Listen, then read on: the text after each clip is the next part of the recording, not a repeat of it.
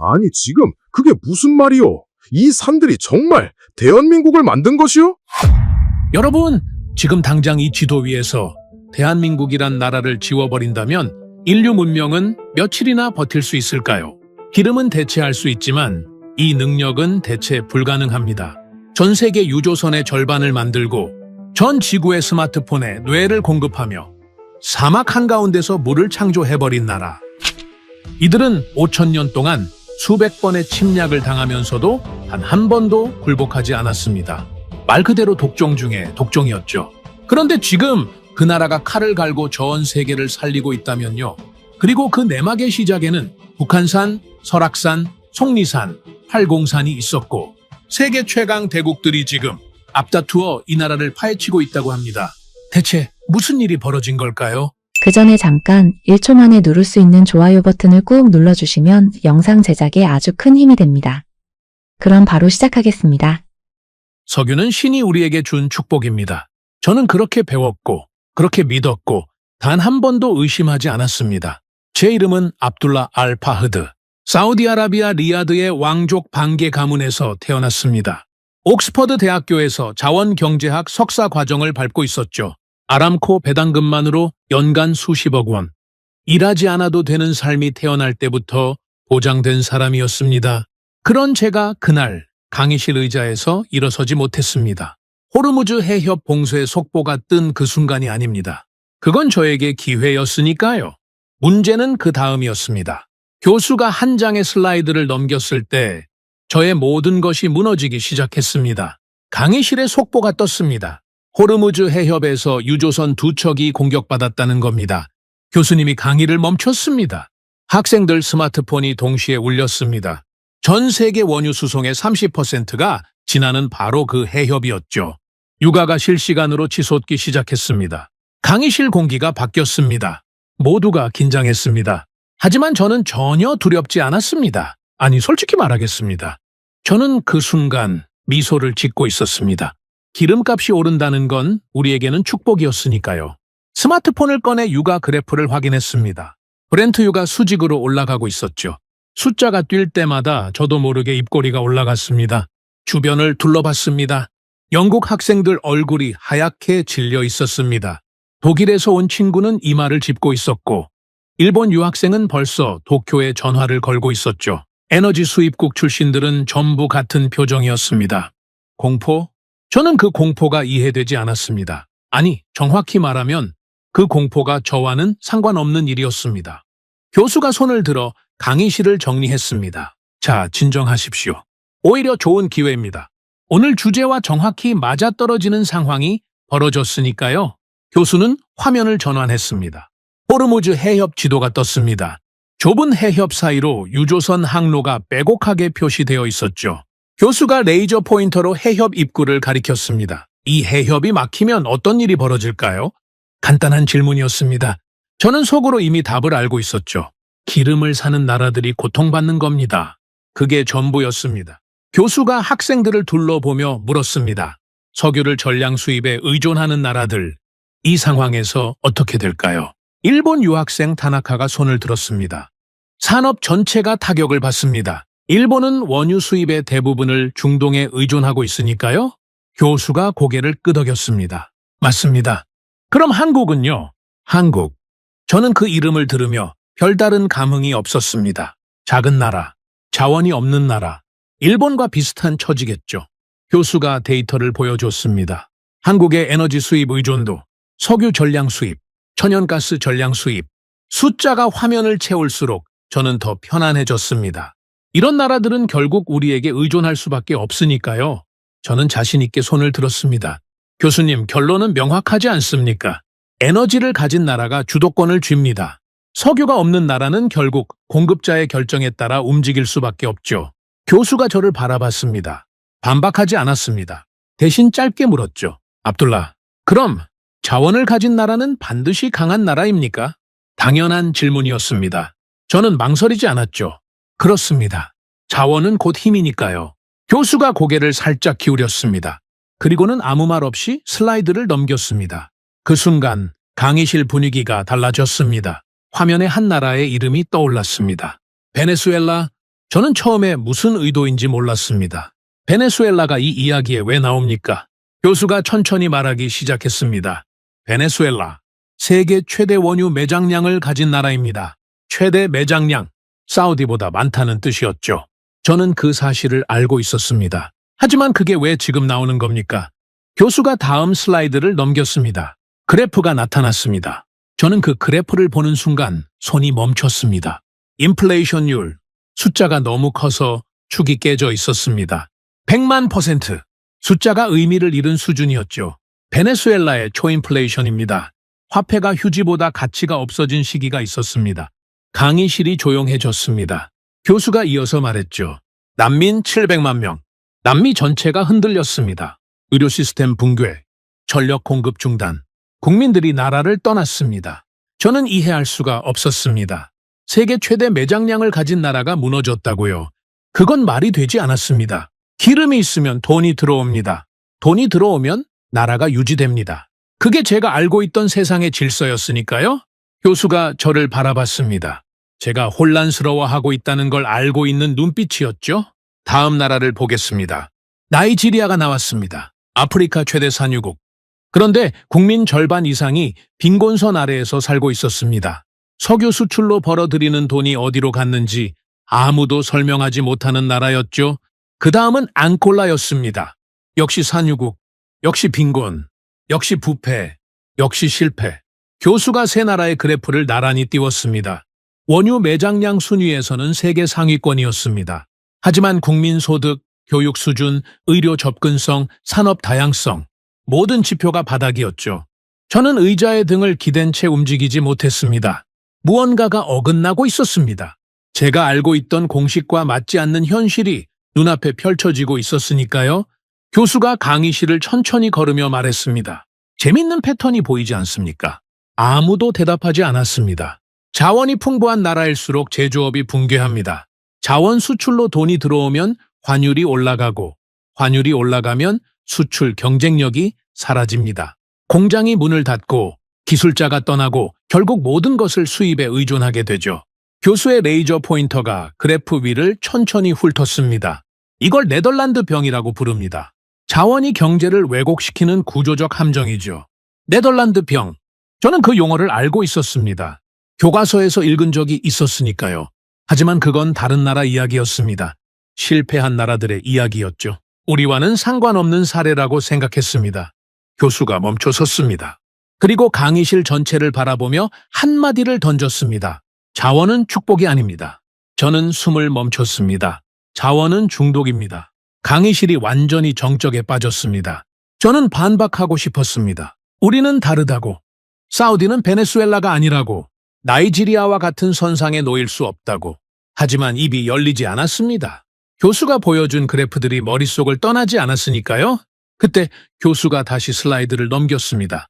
새로운 데이터가 나타났습니다. 사우디아라비아, 식량 수입 의존도 80% 이상, 공산품 수입 의존도, 기술 인력 해외 의존, 숫자 하나하나가 저의 확신을 깎아내고 있었습니다.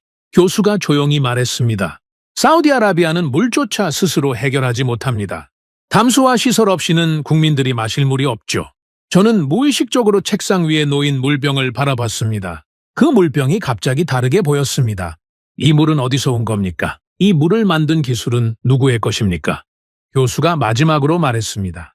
자원이 많을수록 무너진 나라들입니다. 그리고 자원이 없는데도 무너지지 않은 나라들이 있습니다. 저는 고개를 들었습니다. 다음 시간에는 그 나라를 보겠습니다. 강의가 끝났습니다. 학생들이 하나둘 일어섰습니다. 하지만 저는 움직이지 못했습니다. 의자에 그대로 앉아 있었죠. 제 손 위에 놓인 스마트폰 화면에는 여전히 육아 그래프가 떠 있었습니다. 숫자는 계속 오르고 있었습니다. 그런데 이상했습니다. 아까까지만 해도 그 숫자가 축복이었는데 지금은 아무런 의미가 느껴지지 않았습니다. 나는 틀렸는가? 저는 그 질문을 입 밖으로 꺼내지 못했습니다. 아직은 인정할 수 없었으니까요. 하지만 가슴 한쪽에서 무언가가 균열을 내기 시작했습니다. 아주 작은 균열이었습니다. 하지만 그 균열이 모든 것을 바꿀 시작이었습니다. 자원이 없는데도 무너지지 않은 나라. 교수가 말한 그 나라가 어디인지 저는 아직 몰랐습니다. 궁금했던 두 번째 강의가 시작되었습니다. 저는 아직 아까 그 문장에서 빠져나오지 못하고 있었죠. 자원은 축복이 아니라 중독이다. 그 말이 머릿속에서 계속 맴돌고 있었습니다. 하지만 저는 인정할 수 없었습니다. 베네수엘라는 정치가 문제였던 겁니다. 나이지리아는 부패가 원인이었죠. 앙골라도 마찬가지입니다. 그 나라들이 실패한 건 자원 때문이 아니라 그 자원을 다루는 사람들이 무능했기 때문입니다. 우리는 다릅니다.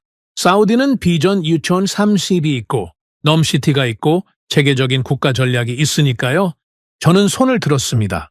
교수님, 말씀하신 사례들은 전부 정치적 실패입니다.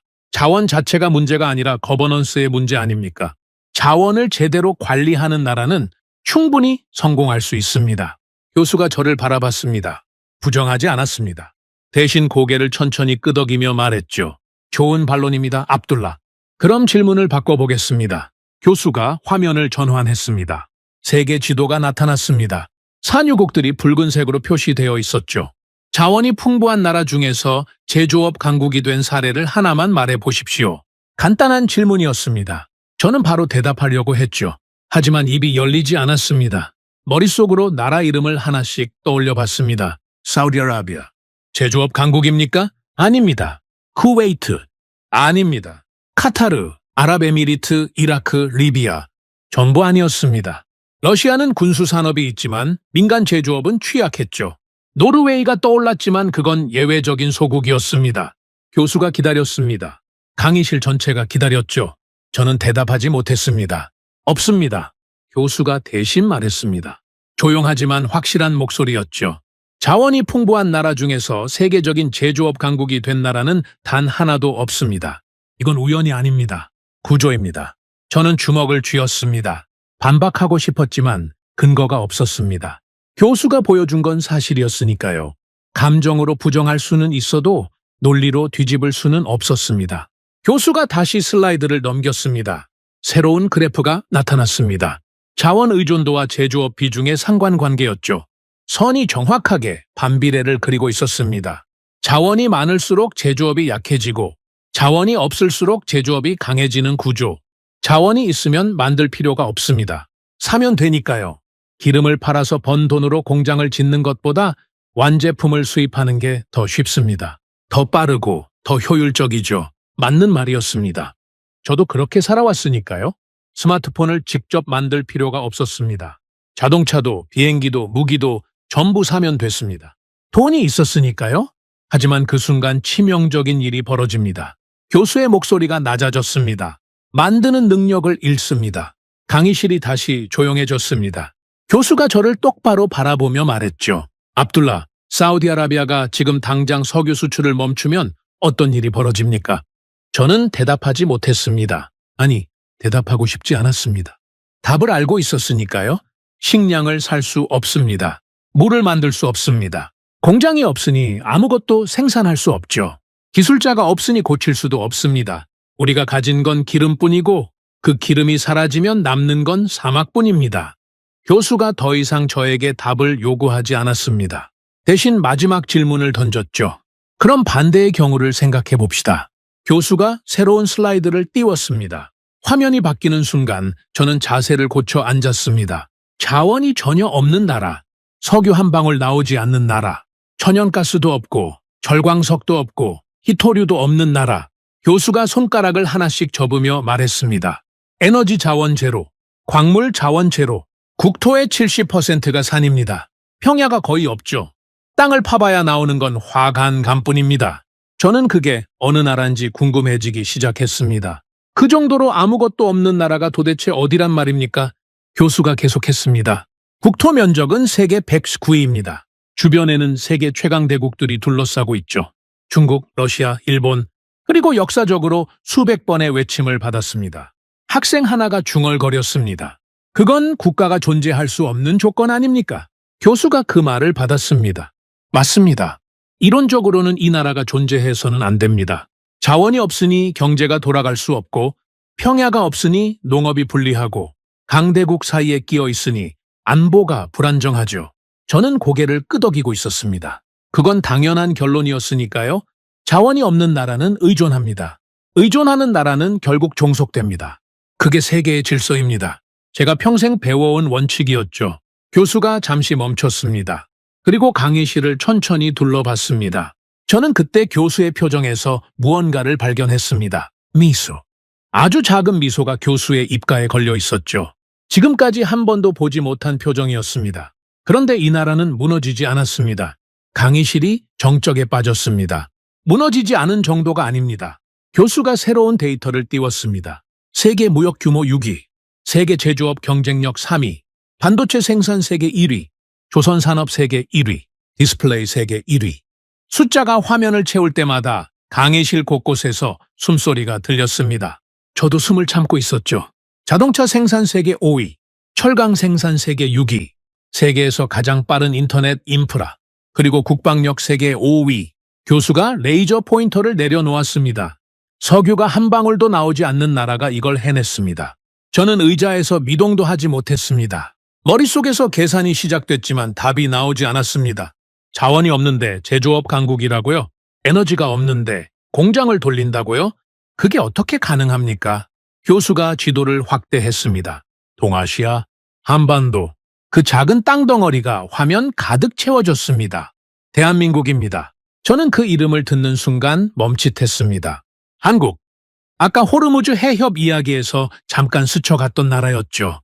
석유 전량 수입, 천연가스 전량 수입, 에너지 수입 의존도가 거의 100%에 가까운 나라.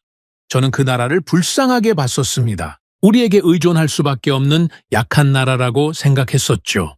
그런데 그 나라가 세계 제조업 3위라고요? 교수가 말했습니다. 자, 이제 본론입니다. 왜 자원이 넘치는 나라들은 무너졌는데 아무것도 없는 이 나라는 세계 최강의 제조 강국이 되었는가? 저는 교수를 바라봤습니다. 교수도 저를 바라보고 있었죠. 압둘라, 아까 자원이 곧 힘이라고 했습니까? 저는 대답하지 못했습니다. 그럼 이 나라의 힘은 어디서 온 겁니까? 강의실 전체가 숨을 죽였습니다. 저도 숨을 죽이고 있었죠. 제가 평생 믿어온 공식이 눈앞에서 부서지고 있었습니다. 자원이 힘이라면 자원이 없는 이 나라가 강할 수가 없습니다. 그런데 현실은 정반대였죠. 독일에서 온 학생이 손을 들었습니다. 교육 아닙니까? 한국은 교육열이 높기로 유명하죠. 교수가 고개를 저었습니다. 교육열이 높은 나라는 많습니다. 하지만 한국처럼 된 나라는 없죠. 일본 유학생 타나카가 말했습니다. 미국의 지원 아닙니까? 냉전 시기 안보 동맹의 결과 아닐까요? 교수가 다시 고개를 저었습니다. 미국의 지원을 받은 나라는 수십 개입니다. 필리핀도 받았고 태국도 받았고 파키스탄도 받았습니다. 하지만 그 나라들이 반도체 1위를 했습니까? 아무도 대답하지 못했습니다. 교수가 화면을 전환했습니다. 한반도 지형도가 나타났습니다. 산맥이 등뼈처럼 국토를 관통하고 있었죠. 초록색이 아니었습니다. 거의 전부가 갈색이었습니다. 산, 또 산. 답은 여기에 있습니다. 교수가 지형도를 가리켰습니다. 이 땅 자체에 있습니다. 이 불가능한 조건 속에서 5,000년을 버텨온 사람들. 그 생존의 방식 자체가 답입니다. 저는 이해하지 못했습니다. 땅이 답이라니요? 아무것도 없는 땅이 어떻게 답이 됩니까? 하지만 교수의 눈빛은 확신에 차 있었습니다. 지금까지 데이터를 나열할 때와는 다른 눈빛이었죠.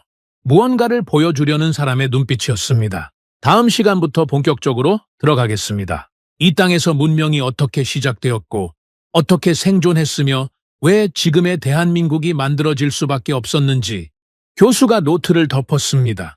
그 전에 한 가지만 기억하십시오. 교수가 마지막으로 저를 바라봤습니다. 이 나라 사람들은 환경을 탓하지 않았습니다. 환경을 바꾸지도 않았죠. 그들은 자기 자신을 바꿨습니다. 강의가 끝났습니다. 학생들이 하나둘 일어나 나가기 시작했습니다. 하지만 저는 또다시 움직이지 못했습니다. 아까와 같은 의자, 같은 자리. 하지만 저는 이미 아까의 저가 아니었죠. 스마트폰을 집어들었습니다. 육아 그래프는 여전히 올라가고 있었습니다. 하지만 이번에는 그 숫자가 눈에 들어오지 않았습니다. 대신 검색창을 열었습니다. 손가락이 저도 모르게 움직이고 있었죠. 대한민국, 저는 태어나서 처음으로 그 나라를 검색하고 있었습니다. 그날 밤, 저는 잠을 자지 못했습니다. 기숙사 침대에 누워 천장을 바라보고 있었죠. 머릿속에서 숫자들이 계속 돌아가고 있었습니다. 반도체 1위, 조선 1위, 제조업 3위. 그런데 자원은 제로. 이 공식이 성립할 수가 없었습니다. 제가 배워온 모든 이론과 모순되는 현실이었으니까요. 새벽 3시쯤이었을 겁니다. 저는 결국 침대에서 일어나 노트북을 열었습니다. 한국에 대해 검색하기 시작했죠. 세계은행 데이터, IMF 보고서까지 뒤졌습니다. 읽으면 읽을수록 이해가 되지 않았습니다. 이 나라의 1인당 국민소득이 1960년대 70달러 수준이었다는 겁니다. 아프리카 최빈국보다 낮았죠. 그런 나라가 60년 만에 세계 10위권 경제 대국이 됐다고요. 저는 노트북을 덮지 못한 채 아침을 맞았습니다. 다음 강의 시간이 왔습니다. 저는 평소보다 30분 일찍 강의실에 도착했습니다. 앞자리에 앉았죠. 지난 시간까지는 늘 뒷자리였습니다. 일부러 그랬던 겁니다. 뒷자리에 앉는 건 여유의 표현이었으니까요. 저는 여유로운 사람이었습니다. 세상이 어떻게 돌아가든 제 삶에는 영향이 없는 사람이었죠. 하지만 그날은 달랐습니다. 저는 무언가를 알고 싶었습니다. 아니, 알아야만 했습니다. 교수가 들어왔습니다. 앞자리에 앉은 저를 보며 아주 작게 고개를 끄덕였습니다. 아무 말도 하지 않았지만 그 눈빛이 말하고 있었죠. 오셨군요. 교수가 스크린을 켰습니다. 첫 화면에 한 문장이 떠올랐습니다. 문명은 어디서 시작되는가? 인류 문명은 왜 특정 지역에서만 시작되었는가? 왜 어떤 땅에서는 국가가 만들어지고 어떤 땅에서는 만들어지지 못했는가? 교수가 세계 지도를 띄웠습니다. 고대 문명 발상지가 표시되어 있었죠. 메소포타미아, 이집트, 인더스, 황하. 문명이 탄생한 곳에는 공통 조건이 있습니다. 넓은 평야, 큰 강, 안정된 기후. 이 세 가지가 갖춰진 곳에서 농업이 시작됐고, 인겨 식량이 생겼고, 분업이 가능해졌고, 국가가 탄생했습니다. 교수가 메소포타미아 평원 사진을 보여줬습니다. 끝이 보이지 않는 들판이었죠. 나일강 범람원도 띄웠습니다.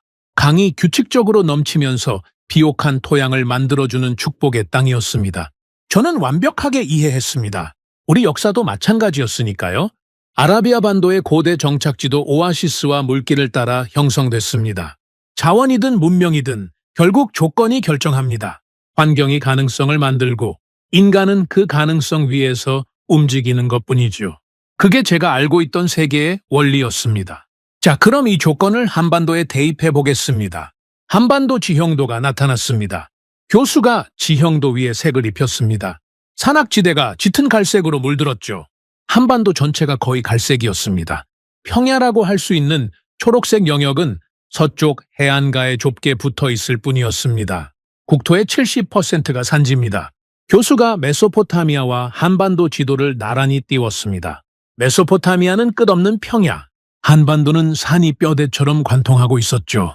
비교 자체가 민망한 수준이었습니다. 강은 있습니다. 한강, 낙동강, 금강. 하지만 나일강이나 유프라테스와는 비교가 되지 않죠. 짧고 유량 변동이 큽니다. 강수량의 60% 이상이 여름 석 달에 집중되기 때문에 범람과 가뭄이 반복됩니다.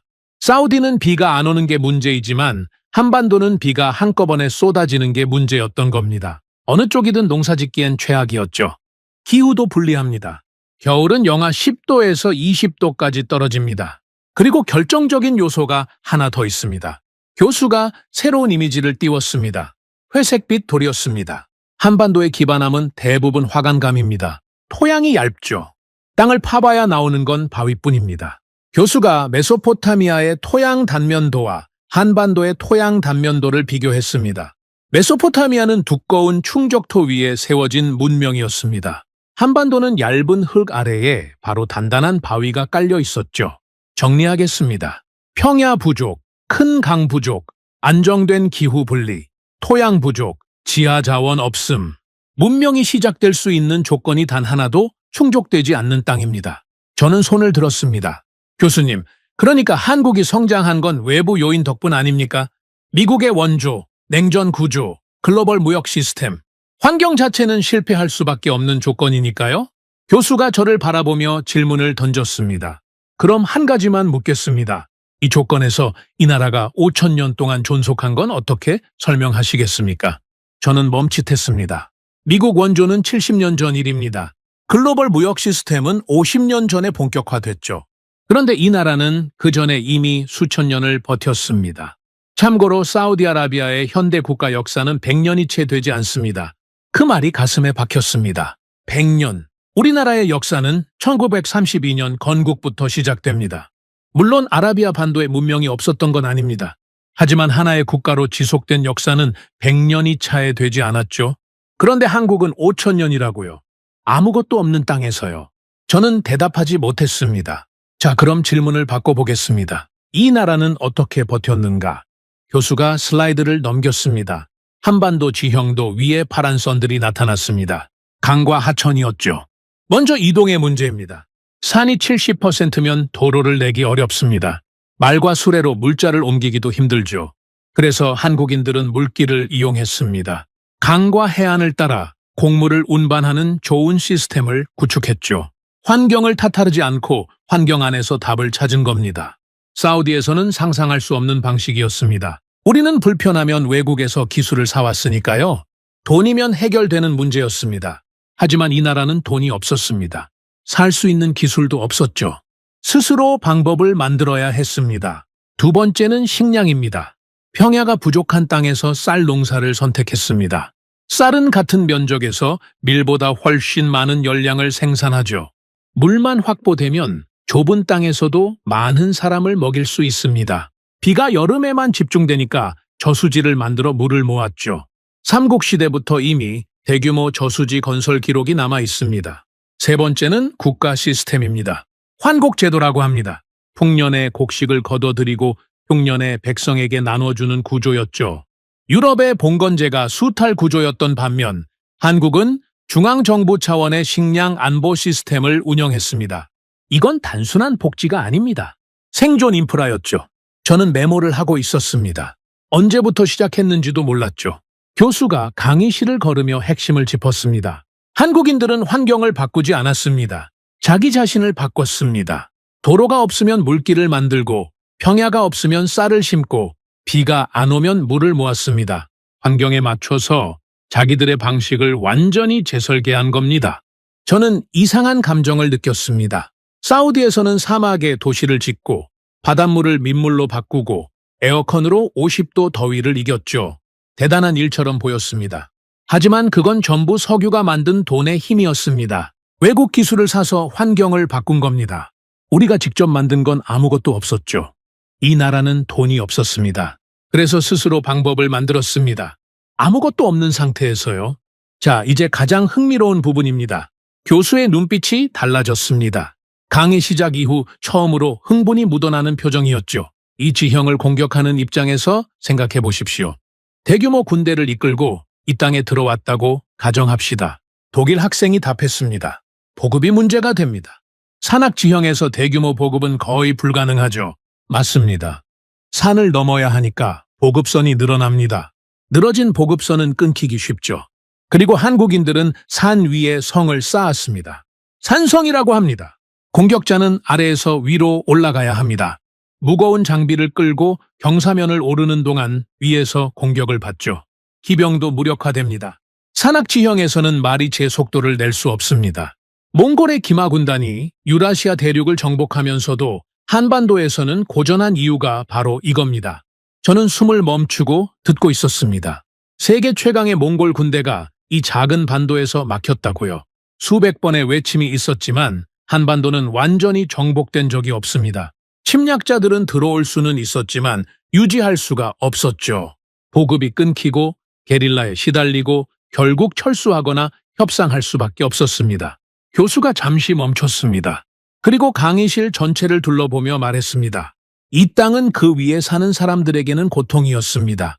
농사짓기 어렵고 이동하기 힘들고 자원도 없는 땅이었으니까요.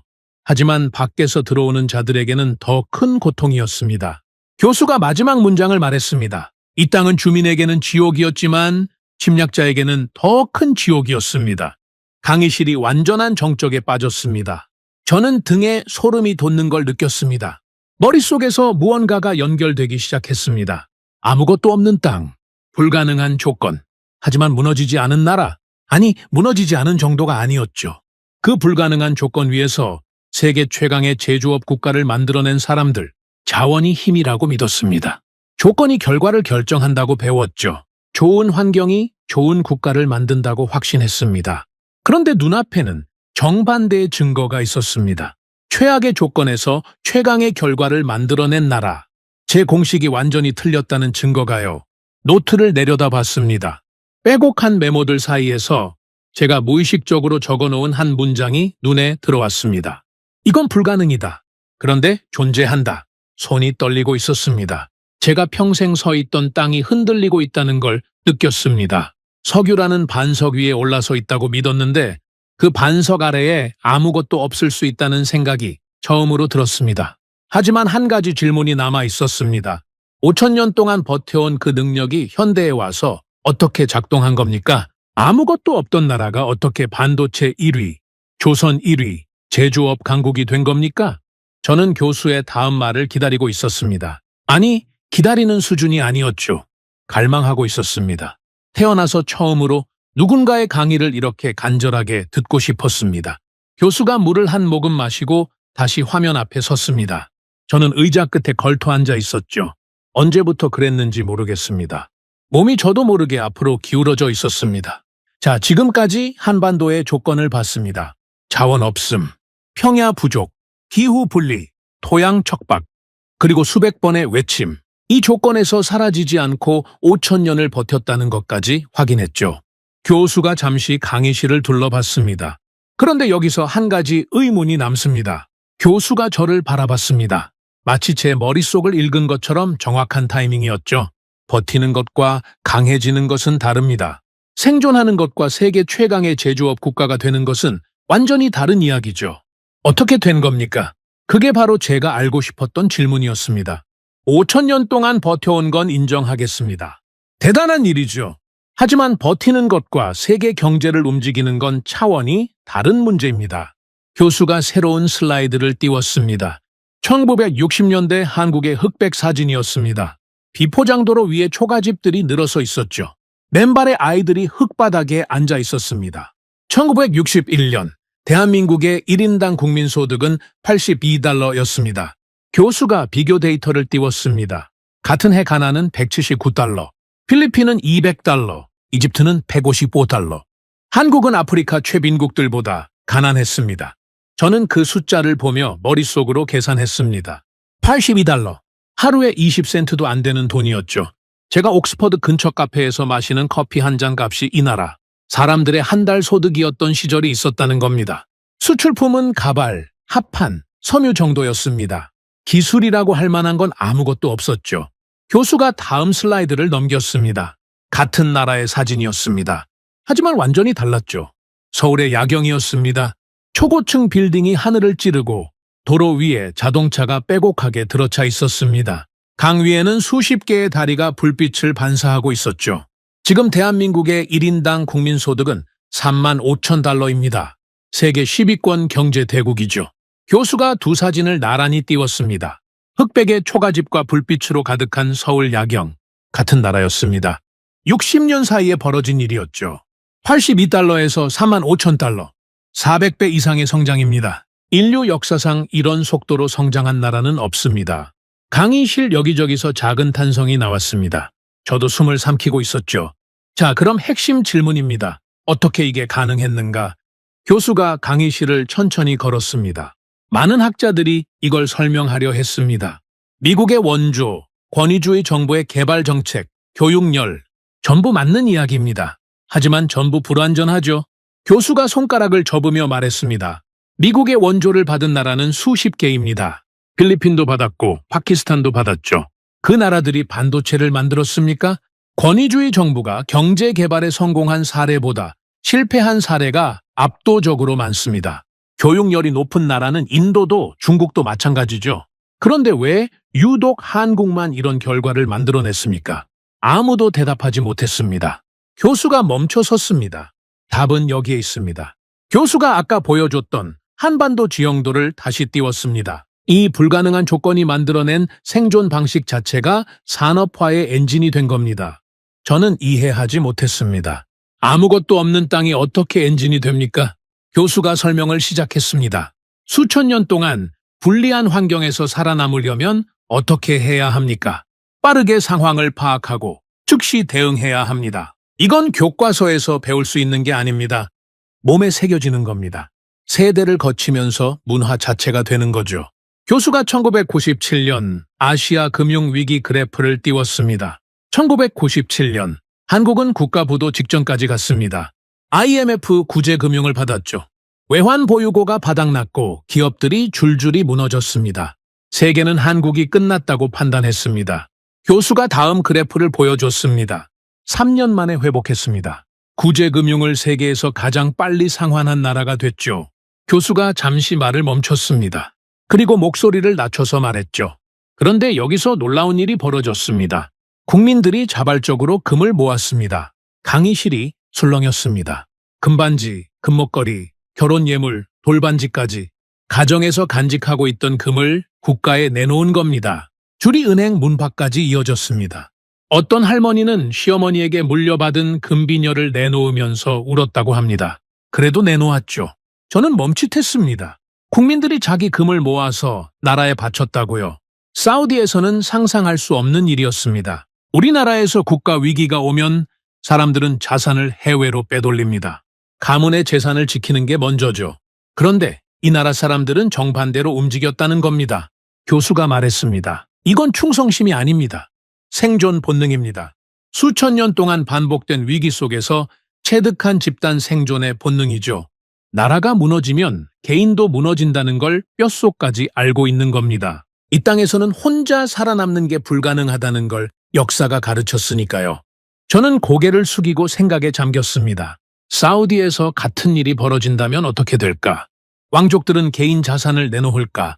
국민들은 줄을 서서 금을 바칠까? 저는 솔직히 그 그림이 그려지지 않았습니다. 교수가 이어서 말했습니다. 위기 대응만이 아닙니다. 더 근본적인 게 있죠. 교수가 한국 제조업 구조를 설명하기 시작했습니다. 한국 경제의 핵심을 보십시오. 원자재를 수입해서 완제품을 만들어 수출하는 구조입니다. 이건 매우 불리한 구조죠. 원자재를 사야 하니까 원가가 높습니다. 그런데도 세계 시장에서 경쟁력을 유지한다는 건 그 사이의 과정에서 극한의 효율을 뽑아내고 있다는 뜻입니다.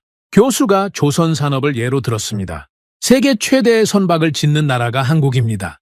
철광석이 한 톨도 안 나오는 나라에서요. 철광석을 호주에서 사오고 기름을 중동에서 사오고 그걸 가공해서 세계에서 가장 크고 정밀한 배를 만듭니다. 원자재 비용을 전부 외부에 지불하면서도 가격, 경쟁력을 유지한다는 건 생산 과정의 효율이 상상을 초월한다는 뜻이죠. 저는 듣고 있으면서 한 가지 사실을 깨달았습니다. 그 배들이 실어 나르는 것 중 하나가 사우디의 석유라는 걸요. 우리가 파낸 기름을 한국이 만든 바에가 운반하고 있었습니다.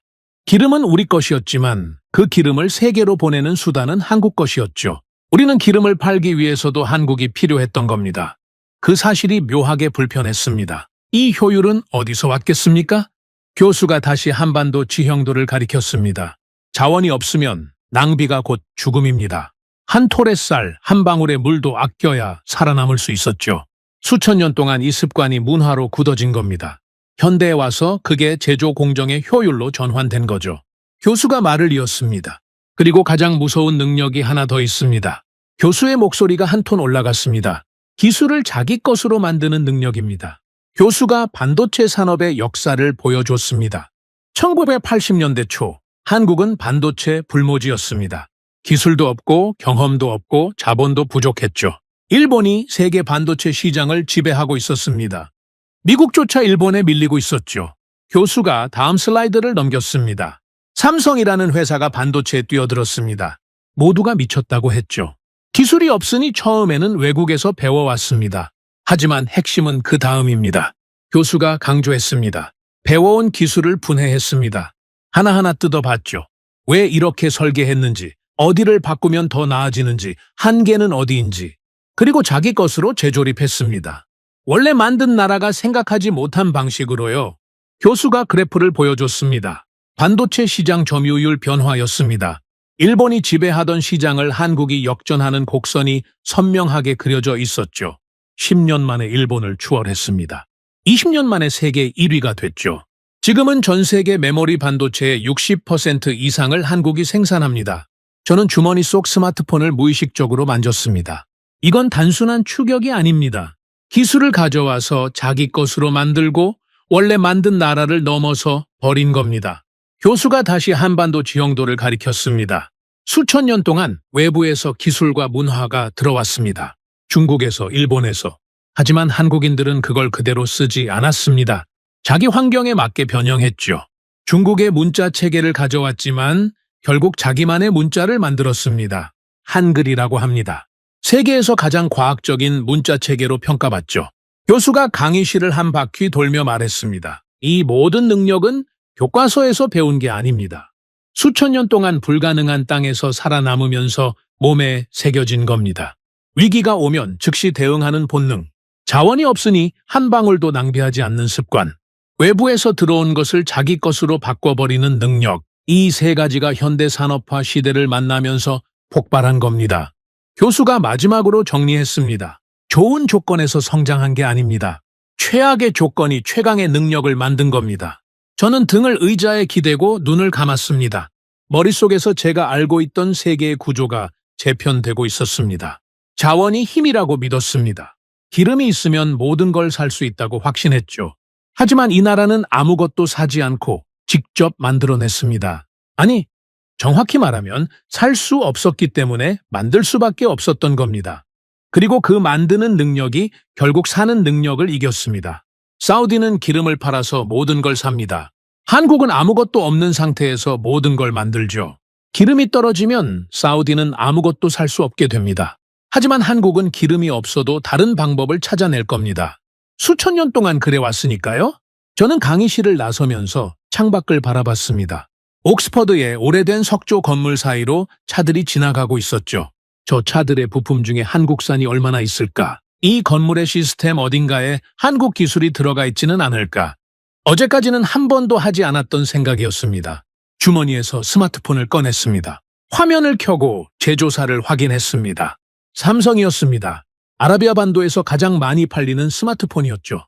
저는 이 폰을 3년 동안 쓰면서 한 번도 이걸 만든 나라에 대해 생각해 본 적이 없었습니다. 그냥 좋은 제품이니까 샀을 뿐이죠. 그런데 이제는 달랐습니다. 이 작은 기계 안에 자원 하나 없는 나라의 5,000년 생존 본능이 압축되어 있다는 걸 알아버렸으니까요. 그날 저녁, 저는 기숙사로 돌아가지 않았습니다. 도서관으로 향했죠. 옥스퍼드 보들리언 도서관 3층 구석자리에 앉아 노트북을 펼쳤습니다. 한국 경제에 대한 논문을 찾기 시작했죠. 하나를 읽으면 10개의 질문이 생겼고 10개의 질문을 쫓다 보면 새벽이 됐습니다. 읽으면 읽을수록 머릿속이 복잡해졌습니다. 이 나라가 만들어내는 것들의 범위가 제가 상상했던 것보다 훨씬 넓었으니까요. 다음 강의 시간, 교수가 들어오자마자 화면을 켰습니다. 세계 지도 위에 붉은 선들이 거미줄처럼 퍼져 있었죠. 오늘은 구체적으로 들어가겠습니다. 한국이 만들어낸 것들이 지금 이 순간 세계에서 어떻게 작동하고 있는지. 교수가 지도 위에 붉은 선 하나를 가리켰습니다. 페르시아만에서 출발해 인도양을 지나 동아시아로 향하는 선이었죠. 이 항로를 따라 매일 수백만 배럴의 원유가 이동합니다. 그 원유를 실어 나르는 배의 절반 이상이 한국에서 만들어진 겁니다. 교수가 이어서 말했습니다. 단순한 유조선만이 아닙니다. 액화천연가스 운반선이라고 들어보셨습니까? 영하 163도로 냉각된 천연가스를 바다 건너 운반하는 배입니다. 이 배를 만들 수 있는 나라가 세계에 몇 개 되지 않습니다. 그중에서도 한국이 세계 물량의 70% 이상을 건조하고 있죠. 저는 멈칫했습니다. 사우디도 천연가스를 수출합니다. 그 가스를 실어 나르는 배를 한국이 만든다고요? 이 배는 기술적으로 극도로 까다롭습니다. 영하 163도에서 가스가 새지 않아야 합니다. 온도 변화에 따라 금속이 수축하고 팽창하는데 그 미세한 변화까지 제어해야 하죠. 이 기술을 완벽하게 구현하는 나라가 한국입니다. 저는 가만히 계산하고 있었습니다. 사우디의 석유를 운반하는 배도 한국산, 천연가스를 운반하는 배도 한국산. 우리는 에너지를 팔아서 돈을 법니다. 하지만 그 에너지를 세계로 보내려면 한국이 만든 배가 필요했던 겁니다. 우리는 기름을 팔기 위해서도 한국이 필요했죠. 교수가 다음 주제로 넘어갔습니다. 화면에 거대한 건설 현장이 나타났습니다. 사막 한가운데 솟아오르는 초고층 건물이었죠. 저는 화면을 보는 순간 익숙한 풍경을 발견했습니다. 리야드였습니다. 중동의 초대형 건설 프로젝트에 한국 기업들이 깊숙이 들어가 있습니다. 삼성물산, 현대건설, 이 이름들이 중동 곳곳에 랜드마크를 세웠죠. 교수가 한마디를 덧붙였습니다. 넘시티 들어보셨죠? 저는 고개를 들었습니다. 네옴. 사우디의 미래 도시 프로젝트였습니다. 5천억 달러 규모의 초대형 사업이었죠. 사우디의 자존심이자 비전 2035의 핵심이었습니다. 이 프로젝트에도 한국 기업들이 참여하고 있습니다. 설계부터 시공까지요. 가슴이 묘하게 답답해졌습니다. 넘은 사우디의 미래였습니다. 석유 이후의 시대를 준비하는 사우디의 대답이었죠. 그런데 그 대답을 만들어내는데도 한국의 손이 필요했다는 겁니다. 교수가 화면을 전환했습니다. 이번에는 완전히 다른 이미지였습니다. 깨끗한 물이 파이프를 통해 흘러나오는 사진이었죠. 담수화 시설입니다. 저는 그 단어를 듣는 순간 지난 강의에서 무의식적으로 물병을 바라봤던 기억이 떠올랐습니다. 사우디아라비아는 세계 최대의 담수화 시설 운영국입니다. 국민들이 마시는 물의 상당 부분이 바닷물을 정화한 물이죠. 이 담수화 기술에도 한국 기업들의 기술이 들어가 있습니다. 저는 숨을 멈췄습니다. 물. 사우디에서 물은 생존 그 자체입니다. 비가 거의 오지 않는 사막에서 담수화 시설이 멈추면 국민들이 마실 물이 없어지죠. 그 물을 만드는 기술이 우리 것이 아니라고요? 교수가 말했습니다. 재밌는 역설이죠. 사우디에서는 기름이 물보다 쌉니다. 기름은 땅에서 나오지만 물은 기계가 만들어야 하니까요. 그리고 그 기계를 만든 나라 중 하나가 자원이 전혀 없는 한국입니다. 강의실에서 웃음이 나왔습니다. 하지만 저는 웃을 수 없었습니다. 그때 교수가 뜻밖의 이야기를 꺼냈습니다. 그런데 이 물 이야기에서 흥미로운 역설이 하나 더 있습니다. 교수가 다시 한반도 지형도를 띄웠습니다. 아까 보여줬던 그 갈색 산투성이 지도였죠. 아까 한반도의 기반함이 화간감이라고 했습니다. 농업에는 최악의 조건이었죠. 토양이 얇으니까요. 하지만 이 화간감이 한 가지 선물을 줬습니다. 교수가 물 흐름 이미지를 띄웠습니다. 산에서 내려온 빗물이 안반 사이를 통과하는 단면도였죠. 화간감은 성분 자체가 물에 잘 녹지 않습니다. 화간감이 풍화되면서 만들어진 모래층은 물을 통과시키면서 자연적으로 정화하는 필터 역할을 합니다. 교수가 사진 하나를 보여줬습니다. 한국의 산속 계곡이었습니다. 바닥이 훤히 들여다 보이는 맑은 물이 바위 사이로 흐르고 있었죠. 저는 사막에서 태어난 사람입니다. 저런 물을 본 적이 없었습니다. 땅에서 저렇게 깨끗한 물이 그냥 흘러나온다고요. 그래서 한반도는 지형상 맑은 지하수나 하천에서 식수를 구하는 것이 그렇게 어렵지 않았습니다. 교수가 잠시 멈췄다가 덧붙였습니다. 한국에는 금수강산이라는 말이 있습니다. 비단금의 순호홀수, 아름다운 강과 산이라는 뜻이죠. 단순한 수사가 아니었습니다. 이 척박한 땅이 유일하게 풍족하게 내어준 것이 맑은 물이었으니까요. 저는 묘한 감정에 빠졌습니다. 사우디는 세계에서 가장 많은 기름을 가지고 있지만 물이 없어서 기계로 만들어야 합니다. 한국은 기름이 한 방울도 없지만 땅이 알아서 물을 걸러줬던 겁니다. 기름은 돈이 됩니다. 하지만 물은 생명이죠. 이 땅은 돈이 되는 건 아무것도 주지 않았지만 살아가는데 가장 필요한 건 내어줬던 겁니다. 교수가 정리하듯 말했습니다. 지옥 같은 땅이었습니다. 하지만 지옥이기만 한 것은 아니었죠. 이 땅은 가혹하면서도 공정했습니다. 불을 주지는 않았지만 생존은 허락했습니다. 그리고 그 생존의 조건 위에서 사람들이 나머지를 전부 만들어냈죠. 교수가 다시 현대 한국의 산업으로 돌아왔습니다. 자, 다시 원래 이야기로 돌아가겠습니다. 여러분 주머니에 있는 스마트폰, 이 안에 뭐가 들어있는지 아십니까? 교수가 스마트폰 분의 이미지를 보여줬습니다. 메모리 반도체. 세계 시장의 60% 이상이 한국산입니다. 디스플레이. 세계 최고 품질의 유기발광 디스플레이를 만드는 나라가 한국이죠. 배터리. 전기차 시대의 핵심 부품입니다. 한국이 세계 시장의 주요 공급자이고요. 교수가 강의실을 둘러보며 말했습니다. 여러분이 어떤 브랜드의 스마트폰을 쓰든 상관없습니다. 안에 들어있는 핵심 부품은 상당 부분 한국에서 온 겁니다. 저는 다시 주머니 속 스마트폰을 만졌습니다. 삼성이었습니다. 아라비아 반도에서 가장 많이 팔리는 스마트폰이었죠. 교수가 계속했습니다. 여기서 끝이 아닙니다. 한국은 원자력 발전소도 수출합니다. 아랍에미리트에 원전을 지었죠. 저는 눈이 커졌습니다. 아랍에미리트, 바로 우리 옆 나라 아닙니까? 같은 걸프 국가가 에너지 다변화를 위해 원전을 도입하는데 그 원전을 짓는 나라가 한국이라고요. 석유 없는 나라가 석유 있는 나라에 에너지 기술을 수출하고 있었습니다. 교수가 데이터를 정리하며 말했습니다. 메모리 반도체 1위, 조선 1위, 유기발광 디스플레이 1위, 2차 전지 최상위, 자동차 5위, 철강 6위, 원자력 발전소 수출, 방위산업 급성장. 교수가 목록을 내려놓았습니다. 자원이 단 하나도 나오지 않는 나라가 이 모든 것을 만들어내고 있습니다. 교수의 목소리가 낮아졌습니다. 그리고 이건 제가 특별히 강조하고 싶은 부분입니다. 이 나라가 만드는 것들의 특징을 보십시오. 반도체, 배, 디스플레이, 배터리, 원전, 전부 고난도 기술 집약 산업입니다. 돈만 있으면 할 수 있는 분야가 아닙니다. 수십 년의 기술 축적과 숙련된 인력, 정밀한 공정 관리가 필요하죠. 교수가 저를 바라봤습니다. 돈으로 살 수 없는 것들입니다. 그 한마디가 가슴 한가운데를 관통했습니다. 돈으로 살 수 없는 것. 저는 태어나서 한 번도 그런 것이 있다고 생각해 본 적이 없었습니다. 최고의 학교, 최고의 차, 최고의 집, 전부 돈으로 해결했습니다. 하지만 만들어내는 능력은 수표 한 장으로 구매할 수 있는 것이 아니었습니다. 교수가 마무리를 시작했습니다. 한국이 만든 바에 없이는 석유를 운반할 수 없습니다. 한국이 만든 반도체 없이는 스마트폰이 작동하지 않죠. 한국이 만든 디스플레이 없이는 화면을 볼 수 없습니다. 아무것도 가지지 못한 나라가 세상이 없으면 안 되는 것들을 만들어내고 있습니다. 저는 노트 위에 연필을 놓았습니다. 더 이상 메모할 수가 없었습니다.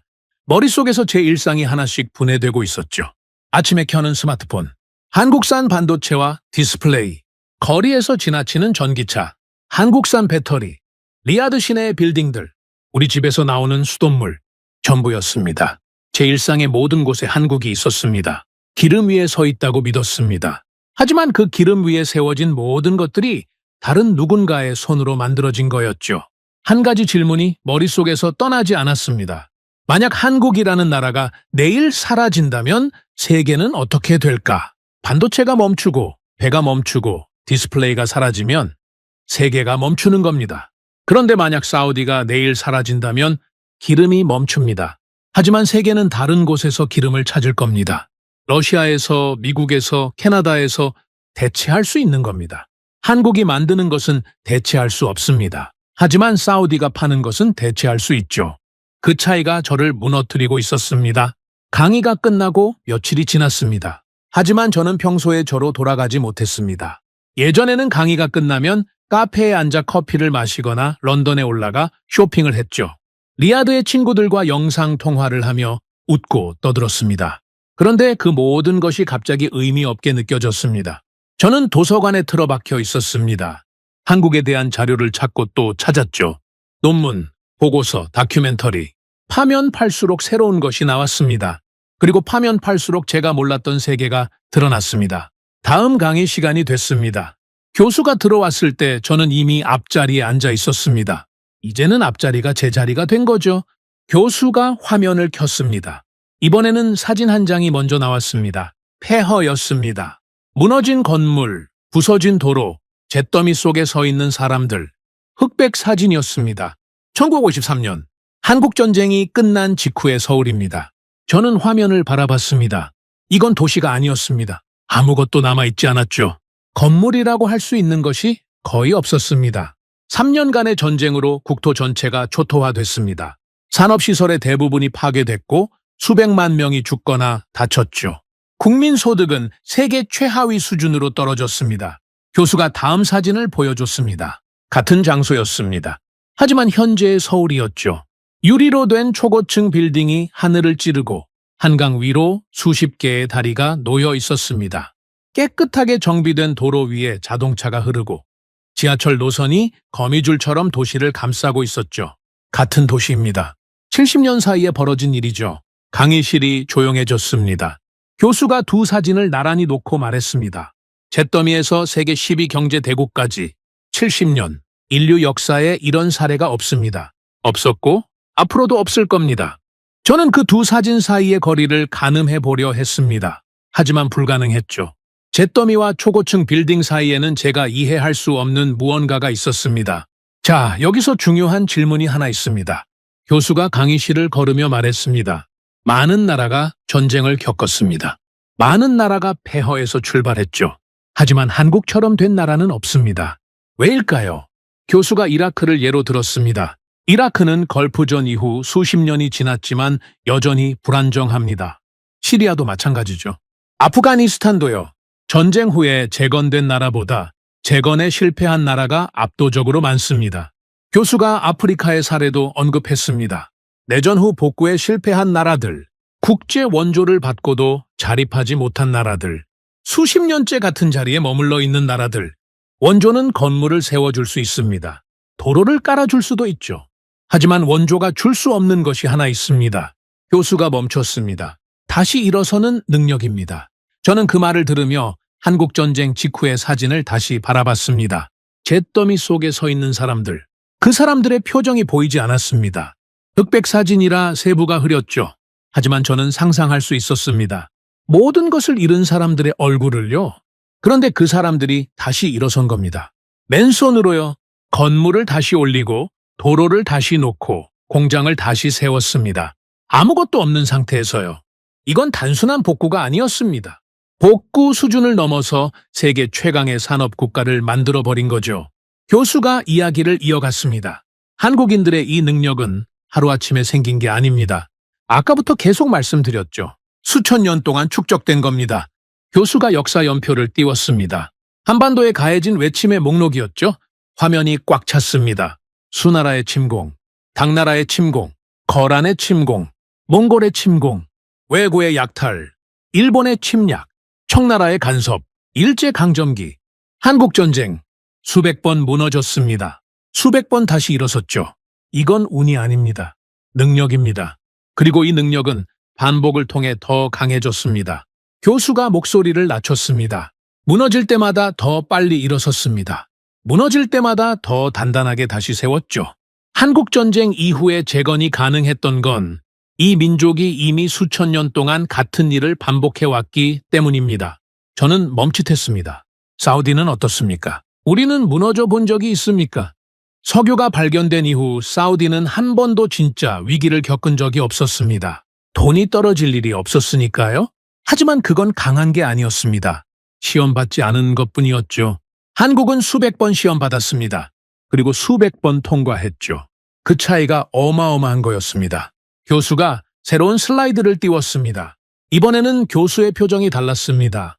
지금까지는 분석적이었는데 이번에는 뭔가 감정이 실려 있었죠. 자, 이제 제가 개인적으로 가장 놀라운 부분이라고 생각하는 이야기를 하겠습니다. 교수가 한국어 단어 하나를 화면에 띄웠습니다. 빨리빨리. 이 단어를 아는 사람이 있습니까? 아무도 대답하지 않았습니다.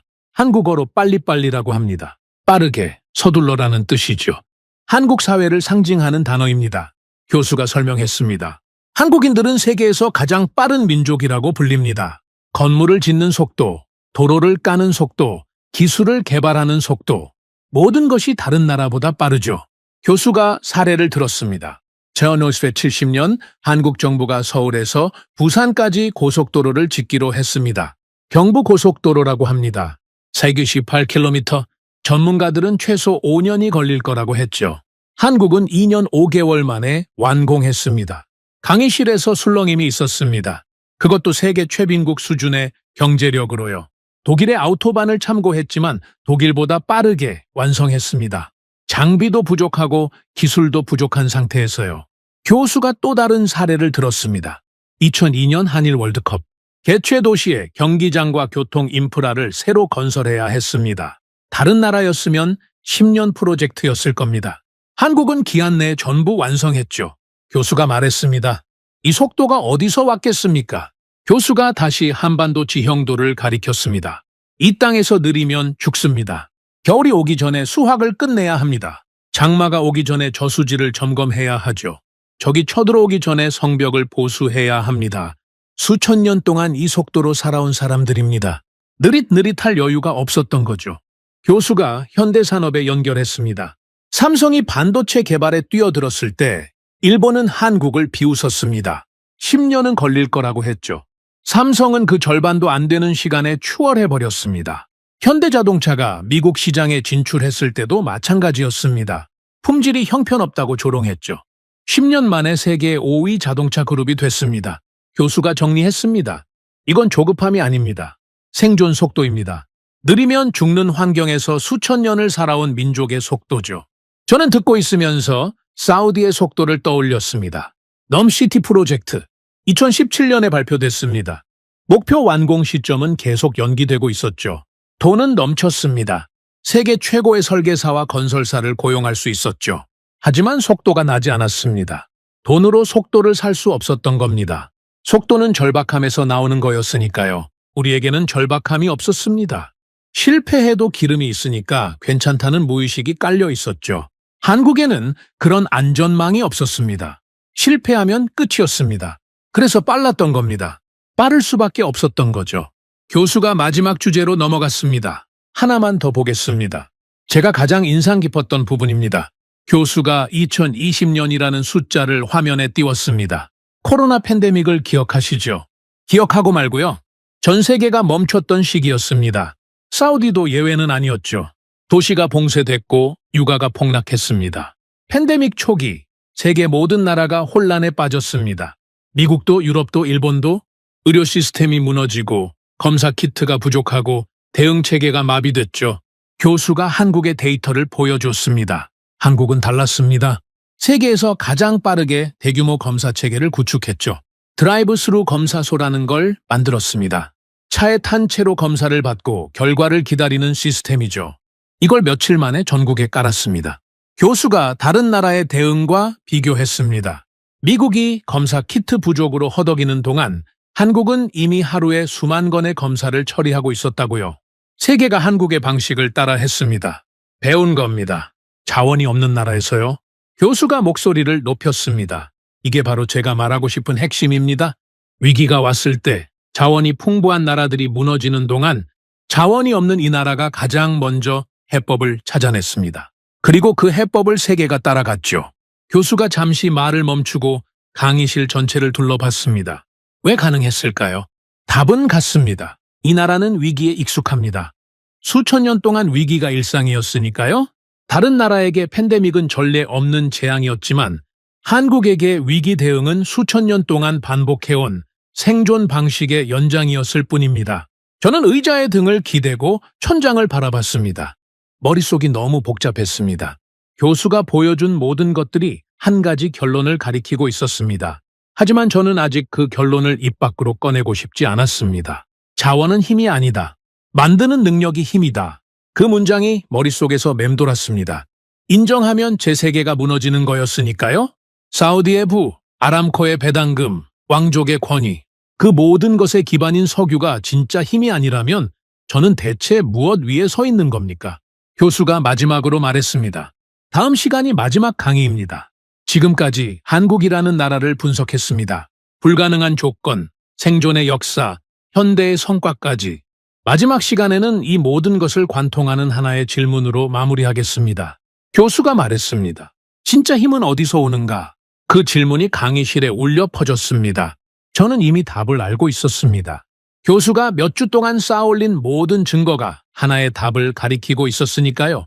하지만 그 답을 인정하는 순간 제가 평생 믿어온 모든 것이 무너진다는 걸 알고 있었습니다. 강의실을 나섰습니다. 복도를 걷는 동안 다리에 힘이 없었습니다. 기숙사로 돌아가는 길에 편의점에 들렀습니다. 물을 한 병 샀죠. 계산대에 서서 물병을 바라봤습니다. 사우디에서 이 물 한 병은 기계가 만듭니다. 바닷물에서 소금을 빼내고 불순물을 걸러내고 파이프를 통해 집까지 보내죠. 그 기계를 만든 건 우리가 아닙니다. 한국에서는 산 위에서 비가 내리면 화관감 사이를 통과하면서 자연이 알아서 물을 걸러줬습니다. 금수강산, 그 척박한 땅이 유일하게 내어준 선물이 맑은 물이었죠. 돈이 되는 건 아무것도 주지 않았지만 살아가는데 가장 필요한 건 주었던 땅. 그리고 그 땅 위에서 나머지를 전부 스스로 만들어낸 사람들. 저는 물병을 들고 기숙사 방으로 돌아왔습니다. 침대에 앉아 물을 한 모금 마셨습니다. 목을 타고 내려가는 물의 감각이 평소와 달랐습니다. 이 물은 어디서 왔을까? 누구의 기술로 정화된 걸까?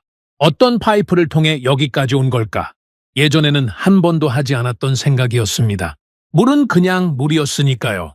돈을 내면 나오는 거였습니다. 하지만 이제는 달랐습니다. 모든 것 뒤에 누군가의 기술이 있다는 걸 알아버렸으니까요. 창밖을 바라봤습니다. 옥스퍼드의 밤하늘은 흐렸습니다. 별이 보이지 않았죠. 리야드의 밤하늘은 맑습니다. 사막의 별은 쏟아질 듯 빛나죠. 하지만 그 별빛 아래의 도시는 전부 다른 나라가 만들어준 거였습니다. 마지막 강의가 남아 있었습니다. 교수가 던진 질문이 머릿속에서 떠나지 않았죠. 진짜 힘은 어디서 오는가? 저는 이미 답을 알고 있었습니다. 하지만 그 답을 받아들일 준비가 됐는지는 모르겠었습니다. 마지막 강의 날이 왔습니다. 저는 아침 일찍 일어났습니다.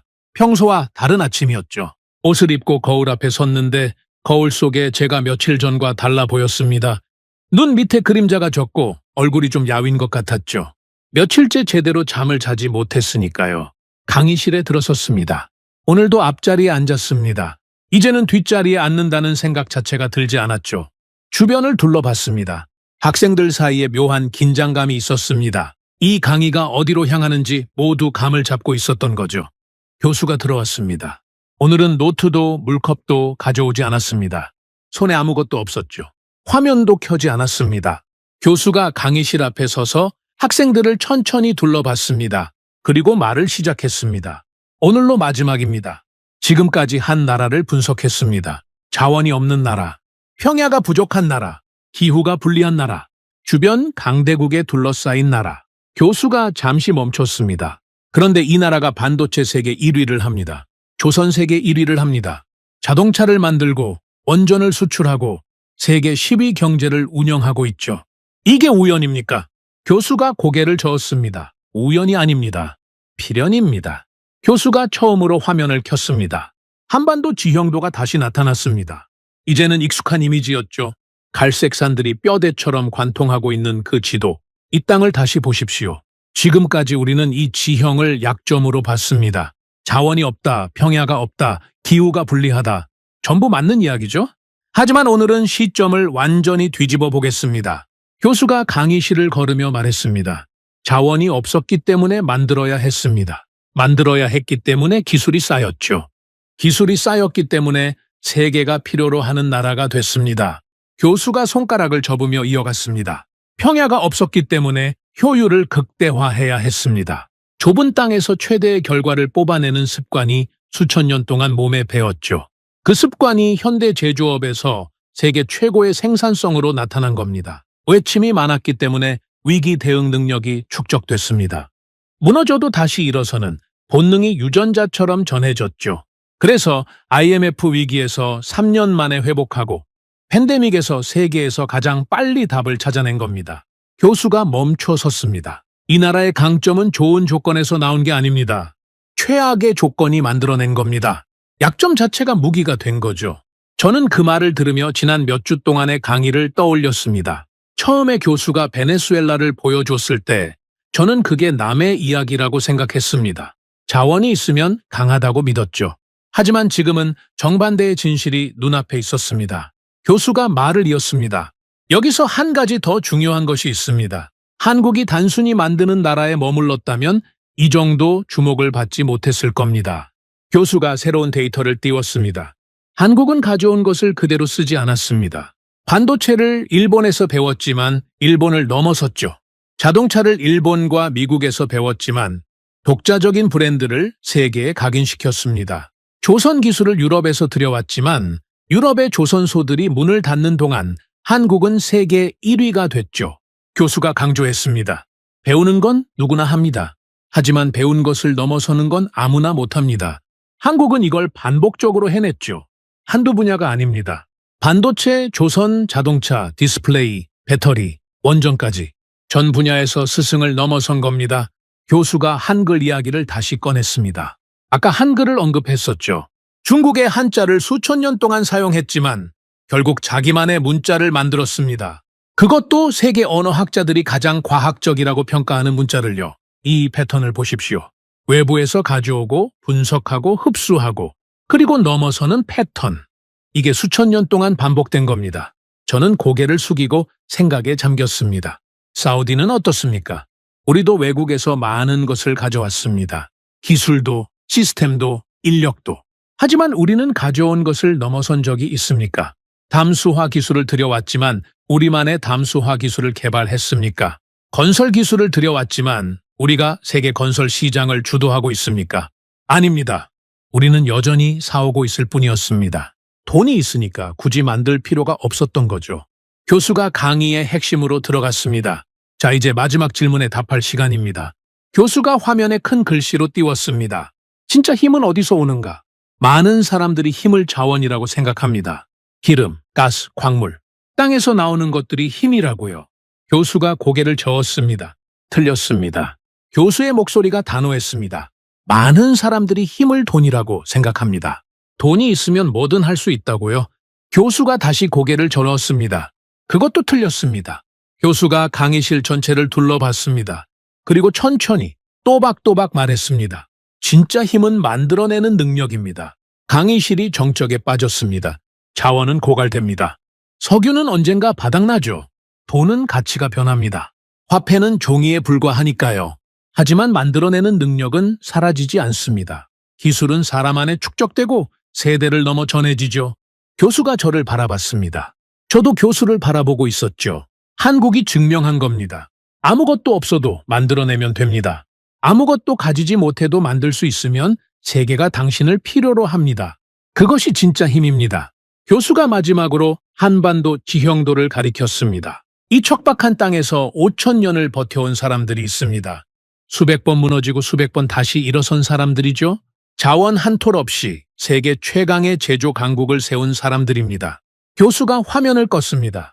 이 사람들에게 배울 것이 있다면 이겁니다. 환경을 탓하지 마십시오. 환경이 나를 만드는 게 아니라 내가 환경을 만드는 겁니다. 교수가 노트를 접었습니다. 강의를 마치겠습니다. 학생들이 박수를 쳤습니다. 길고 진한 박수였죠. 하지만 저는 박수를 치지 못했습니다.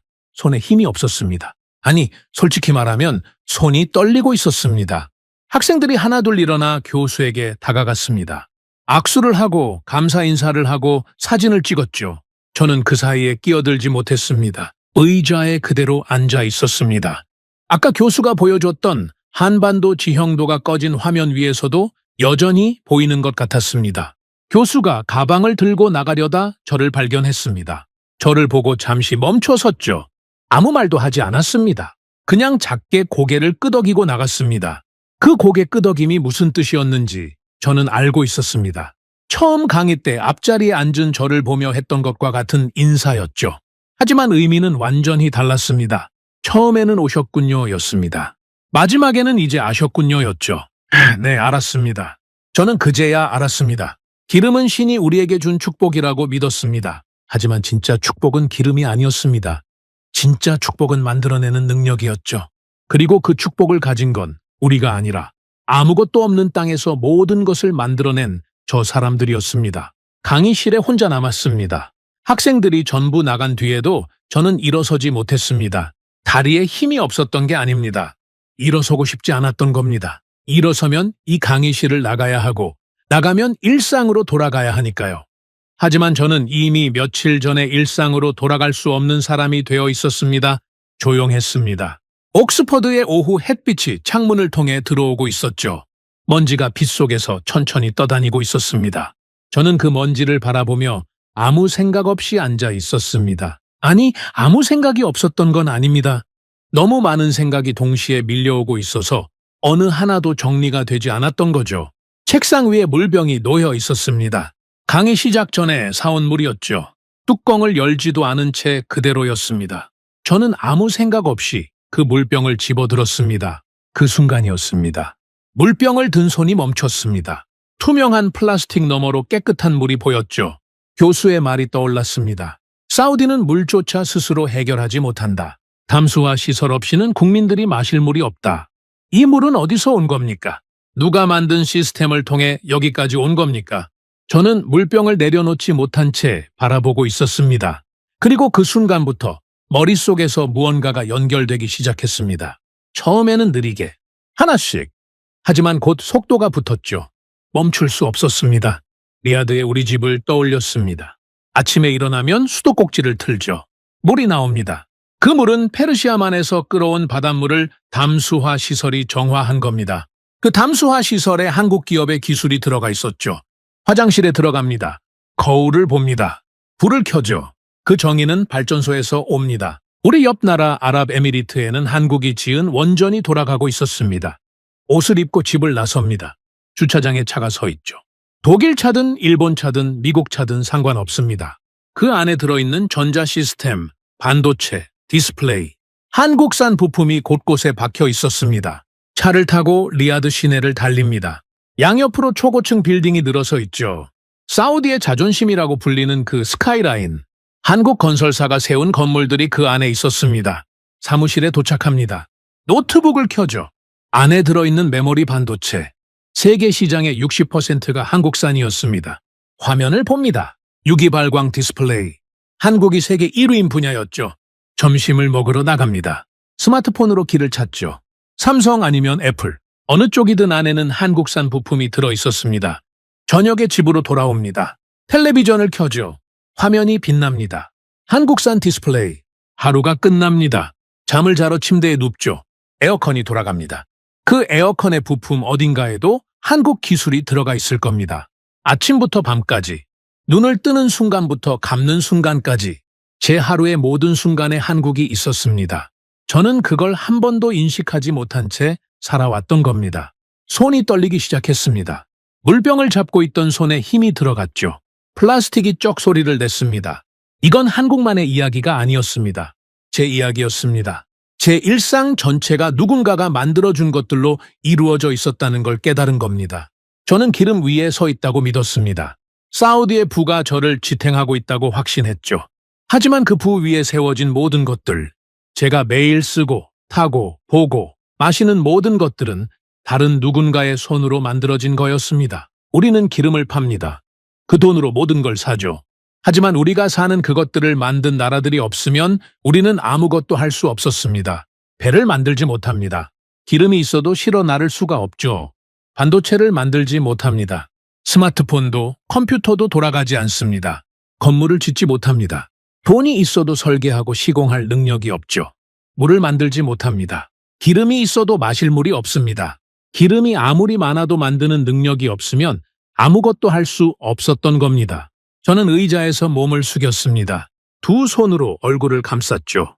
숨을 내쉬었습니다. 길고 깊은 숨이었습니다. 나는 자원 위에 서 있는 게 아니었다. 그 문장이 머릿속에서 터졌습니다. 수십 년 동안 쌓아 올린 확신이 무너지는 소리가 들렸죠. 소리가 나지 않는 붕괴였습니다. 하지만 제 안에서는 천둥 같았습니다. 나는 누군가가 만든 세계 위에 서 있었다. 그게 진실이었습니다. 사우디의 도시는 외국이 지었습니다. 사우디의 물은 외국 기술이 만들었죠. 사우디의 통신 시스템은 외국 장비로 돌아가고 있었습니다. 사우디가 가진 건 기름뿐이었고 그 기름을 빼면 남는 건 사막뿐이었습니다.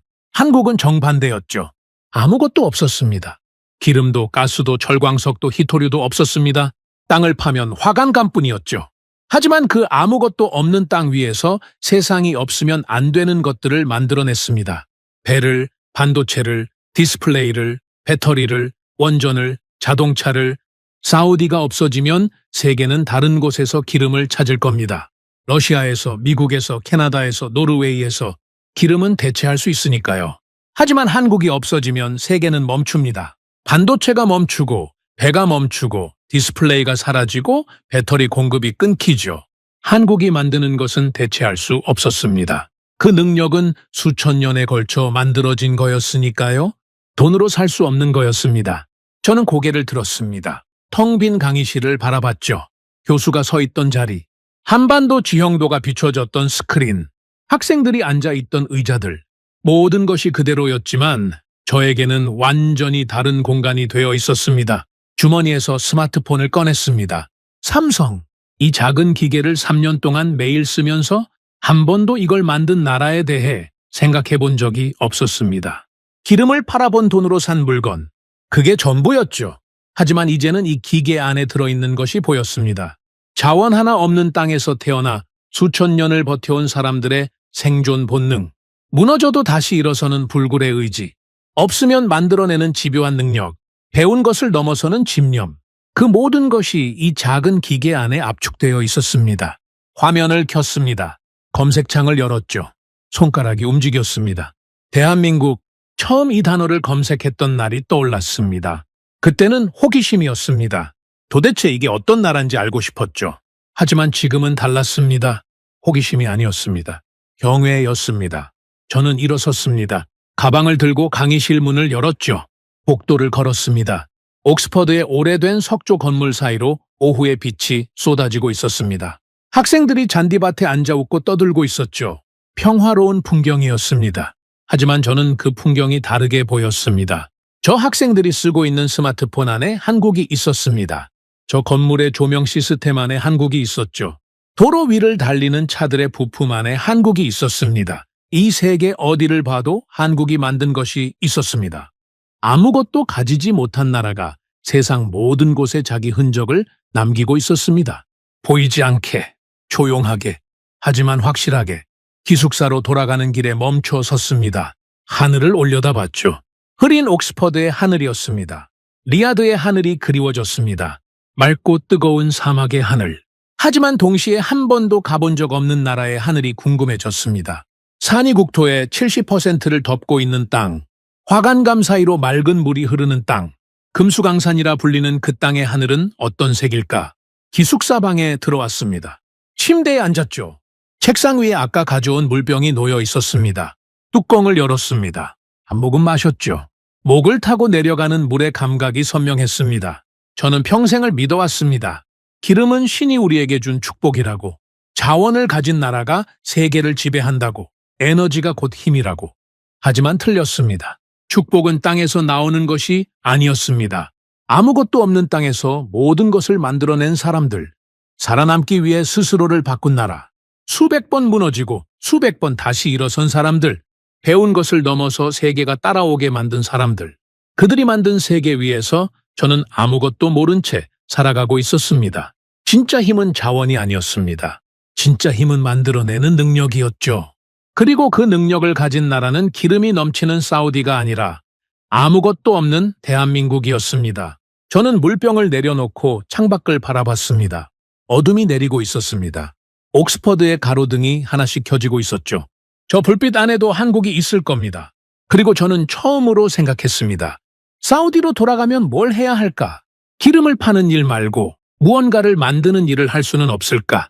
아무것도 없는 땅에서 모든 것을 만들어낸 저 사람들처럼 나도 무언가를 만들어낼 수 있지 않을까? 그 생각이 가슴 한쪽에서 작은 불씨처럼 피어올랐습니다. 아주 작은 불씨였습니다. 하지만 저는 알고 있었습니다. 한국이라는 나라도 처음에는 이 정도 크기의 불씨에서 시작했을 거라는 걸. 아무것도 없었으니까요. 하지만 만들어냈으니까요. 오늘의 사연은 여기까지입니다. 구독과 좋아요는 영상 제작에 아주 큰 힘이 됩니다. 지금까지 감동테라스 저는 소희였습니다. 오늘도 우리 구독자님들의 가정에 따뜻한 행복이 가득하시길 진심으로 바라겠습니다. 긴 영상 끝까지 시청해주셔서 정말 감사합니다. 내일 더 좋은 이야기로 찾아뵙겠습니다. 감사합니다.